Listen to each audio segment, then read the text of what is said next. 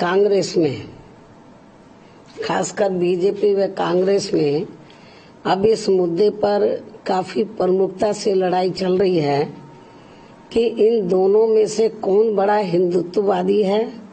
वह हिंदू भक्त हैं तथा पूजा पाठ करने में भी माहिर है।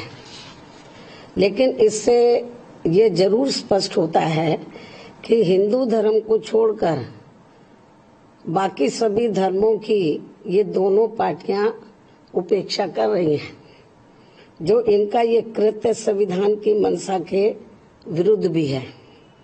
जबकि बीएसपी सभी धर्मों का एक बराबर सम्मान करती है, क्योंकि अपने देश में अकेले या हिंदू धर्म को मानने वाले लोग ही नहीं रहते हैं, बल्कि मुस्लिम, सिख, ईसाई, पारसी व बौद्ध आदि इन विभिन्न धर्मों को मानने वाले लोग भी रहते हैं। इसलिए इन दोनों पार्टियों को हिंदुओं की तरह ही अन्य सभी धर्मों का व उनके मानने वाले लोगों के हितों का भी बराबर ध्यान रखना चाहिए। यही उचित होगा। इसके साथ साथ हमारी पार्टी का ये भी मानना है कि देश में सभी धर्मों के ऐतिहासिक स्थलों व रिकॉर्ड आदि का भी बराबर सम्मान होना चाहिए, क्योंकि पिछले कुछ समय से धार्मिक द्वेष की भावना से जो अब यहाँ ऐतिहासिक स्थलों व रिकॉर्ड आदि के साथ छेड़छाड़ किया जा रहा है, ये भी ठीक व न्याय संगत नहीं है। इससे आपसी भाईचारा व सद्भाव पर भी काफी बुरा असर पड़ रहा है, प्रभाव पड़ रहा है। साथ ही इससे कानून व्यवस्था भी बिगड़ती है। महाराष्ट्र स्टेट में अब ये सब कुछ हमें यहाँ देखने के लिए मिल रहा है और हालात इतने ज्यादा खराब हो गए हैं कि वहाँ अब राष्ट्रपति शासन लगाने की भी काफी मांग जोर पकड़ रही है।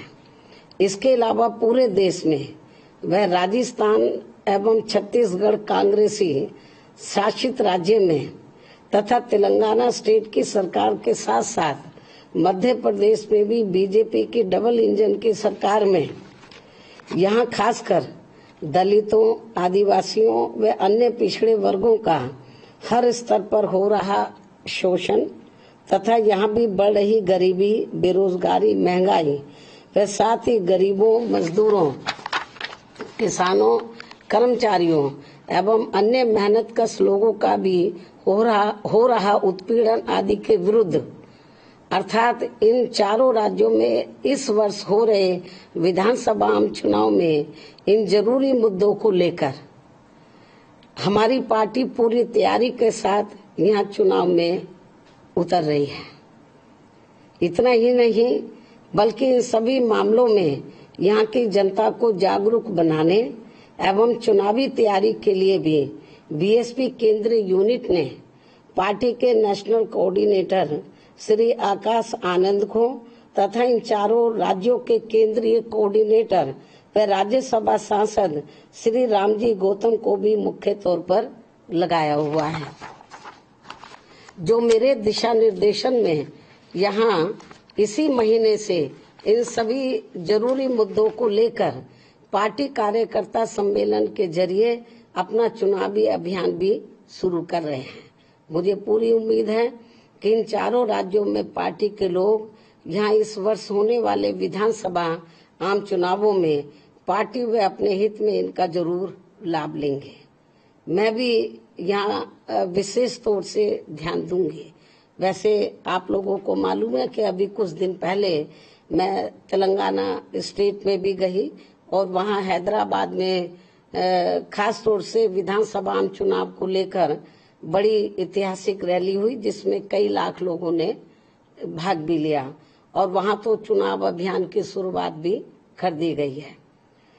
और अब मैं ये भी कहना चाहूंगी, खासकर यूपी व उत्तराखंड स्टेट में यहाँ बरसों से लोगों की आस्था के बने स्थलों को अर्थात मजारों आदि को जो ये कहकर अब हटाया जा रहा है कि मजारें सरकारी जमीनों पर बनी हैं, इससे बीएसपी सहमत नहीं है और इसका बीएसपी इसलिए विरोध करती है क्योंकि जब यहाँ मजारें सरकारी जमीनों पर बन रही थी तो तब उस समय यहाँ की सरकारों ने इनको बनने से क्यों नहीं रोका था। बरसों से मजारें बनी हुई और अब यकायक उनको तोड़ने का प्लान बना दिया गया, तो ये तो ठीक नहीं है। तो इसमें हमें राजनीति ज्यादा नजर आती है और अपने राजनीतिक स्वार्थ में किसी की धार्मिक भावनाओं को या और उनकी आस्था को ठेस पहुंचाया जाए तो मेरे ख्याल ये उचित नहीं है। साथ ही पिछले कुछ समय से देश में लव जिहाद व जबरन धर्म परिवर्तन आदि कराने को भी लेकर तथा इनकी आड़ में जो अब देश में धार्मिक उन्माद पैदा किया जा रहा है, ये भी ठीक नहीं है। जनता, देश की जनता इनसे जरूर सावधान रहे। इसके अलावा यूपी में अब विशेषकर अपराधियों का भी जो आपस में तांडव चल रहा है, तो इससे जनता में काफी दहशत व्याप्त है। सरकार को इस ओर जरूर ध्यान देना चाहिए।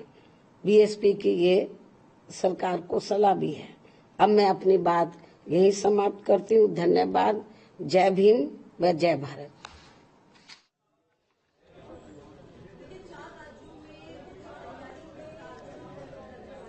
तो बीएसपी अध्यक्ष मायावती को आप सुन रहे थे, जहां बीजेपी और कांग्रेस पर निशाना साधती हुई नजर आई। बीएसपी के मायावती ने कहा कि 4 राज्यों में चुनाव को लेकर बीएसपी पूरी तरह से तैयार है। विपक्ष पर निशाना साधती हुई नजर आई। धर्मों और वर्गों को लेकर उपेक्षा का आरोप बीजेपी और कांग्रेस पर लगाती हुई नजर आई। साथ ही मजारों को लेकर भी सवाल उठाए और लव जिहाद को भी लेकर।